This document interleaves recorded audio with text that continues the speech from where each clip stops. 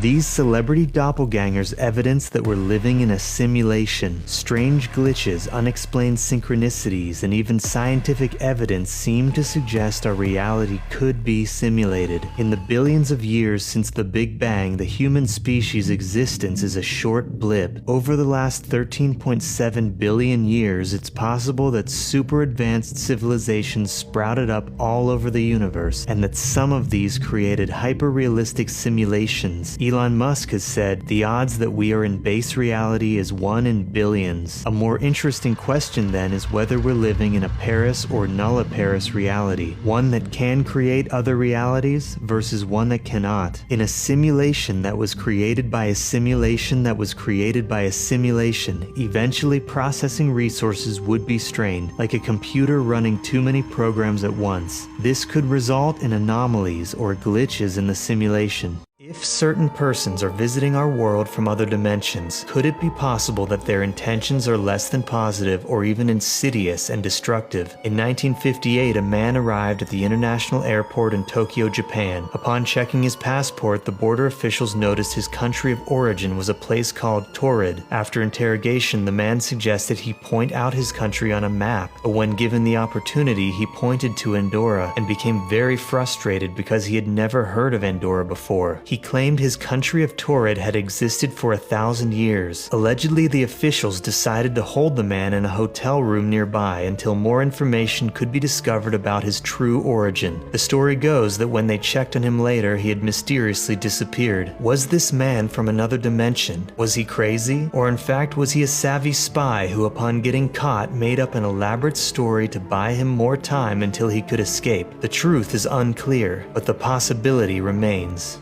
Mathematician Kurt Gödel has suggested that the existence of primordial black holes could create a portal to other dimensions. A black hole creates a gravitational pull so strong that past the singularity not even light can escape. A commonly reported instance of paranormal phenomena are the unexplained appearance of shadowy figures. Could these figures be light-starved images of visitors from another universe, interdimensional fragments refracted through a black hole? These humanoid figures are said to appear lacking all light, like the darkest possible shadow. In one such instance, in 1998, a man named Michael claims to have encountered one such entity at night in his kitchen. At first, he believed it was a close friend, but after calling out several times, Michael was alarmed and pulled out a pocket knife, assuming an intruder. According to Michael's testimony, the figure moved toward him, passing through the knife and his arm. Terrified, he claims to have watched as the figure walked through the house and passed through a wall to the outside. After turning on the lights, he found no trace of the figure. Was this a true interdimensional encounter? Or was it a hypnagogic hallucination, a common experience just before sleep or just after waking in which similar shadowy figures are reported? Is it possible that both explanations are true?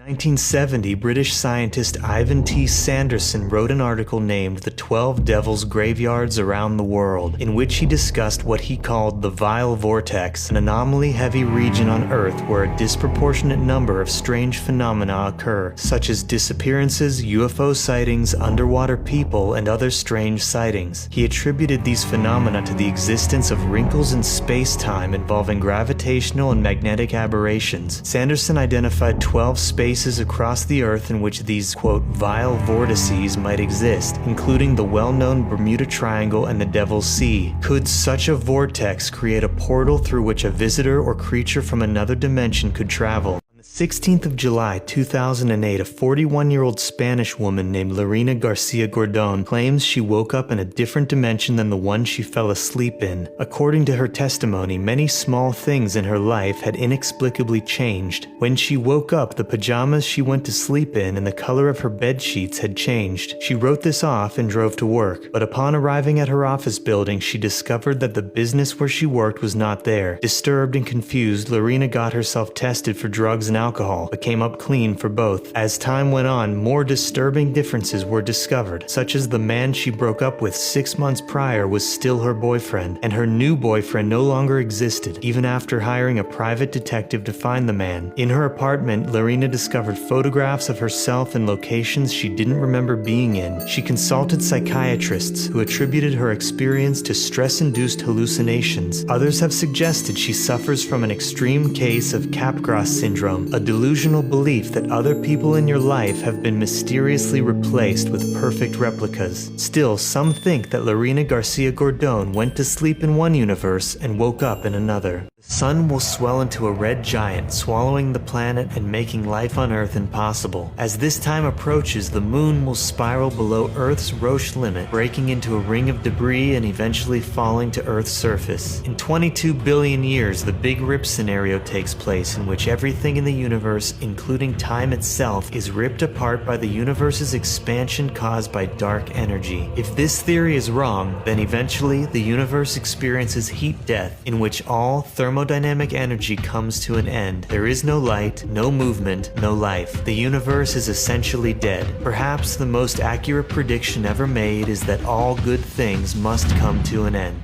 Christian fundamentalist Ken Hovind suggested in 2015 that 2028 was the most likely year for the rapture to take place, an event some Christians believe will occur at the end of the world, where God will take up select individuals into heaven before the chaos and destruction of the end rains down on whoever's left over. The Sunni Muslim theologian and author Saeed Nursi wrote in a letter to a student that he arrived at a possible date for the end of the world by applying numerology to a hadith, which are believed to be a record of words and actions of the Prophet Muhammad. Numerology is the study of an occult, divine, or mystical relationship between a number and one or more coinciding events. By Nursi's prediction, the world would end in the Hijri calendar would be 2122, and in the Rumi calendar would be 2129. According to the Talmud, the central text of Rabbinic Judaism, the Messiah will come in the year 6000 in the Hebrew calendar, and the world may be destroyed 1,000 years later. This would put the beginning of the period of destruction in 2239 and the end of the world in 3239. It is believed by Orthodox Jews that at this time the dead will rise and walk the earth. The Geological Society of London predicts that within the next million years, Earth will experience a supervolcanic eruption on par with the Toba catastrophe, which occurred 75,000 years ago. This eruption caused a mass extinction event in which human population shrunk to between 3,000 and 10,000 individuals. All humans today are descended from this small group. Physicist and philosopher Heinz von Forster suggested world population would reach unsustainable levels and subsequently collapse on November 13, 2026. This prediction was based on mathematical formulas related to reproduction, population growth, and the amount of available resources required to sustain billions of people. The world ending in 2026 is also expected by Messiah Foundation International, a spiritual organization which claims to be a combination of Christian, Muslim, Jewish, and Hindu prophecy. Based on predictions made by their founder, they believe an asteroid will collide with Earth in the year 2026. You've been ejected towards the sun. How long before you die, and how? If you're wearing a standard NASA spacesuit which protects up to 250 degrees Fahrenheit, you'll definitely run out of air before you burn up. Within 3 million miles of the sun, the internal temperature of your suit will reach 125 degrees, basically a tight-fitting sauna in which you'll dehydrate and die of heat stroke. There would be no going back at this point because the amount of radiation will have caused cancerous tumors all over your body. If you continued to fall towards the sun, once you've reached the corona, or the outermost layer, temperatures will have increased to millions of degrees, with high-energy photons essentially vaporizing your body. Not even the molecules you're made of would survive, having been ripped apart by the heat, leaving only plasma, charged particles which would then be blown away by solar winds. In this case, the tiniest pieces of you may find their way home, as the atoms that once comprised your body would be blasted back to Earth as space dust.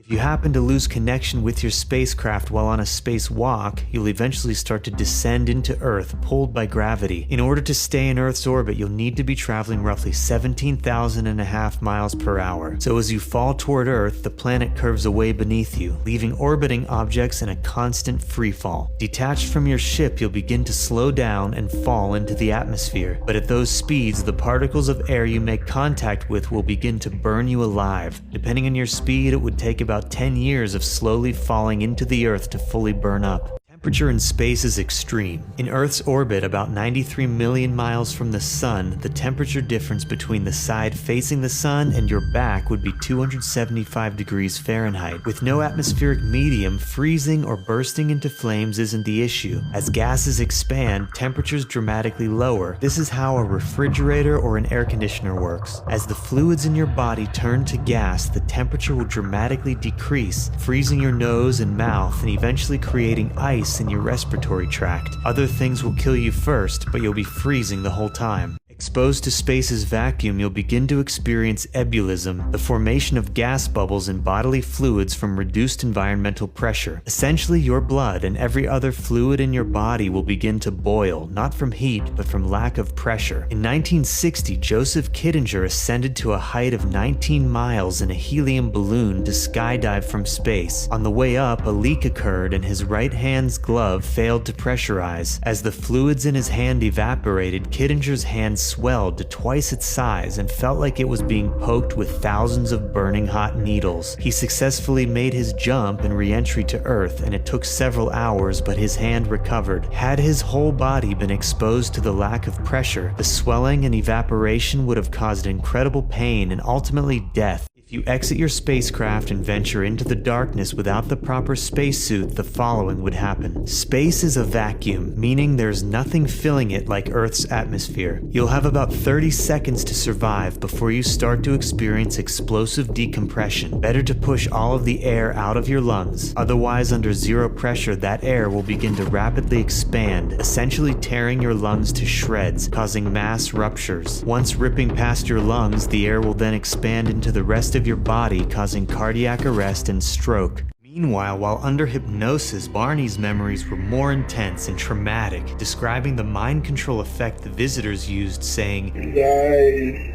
I've never seen his eyes before.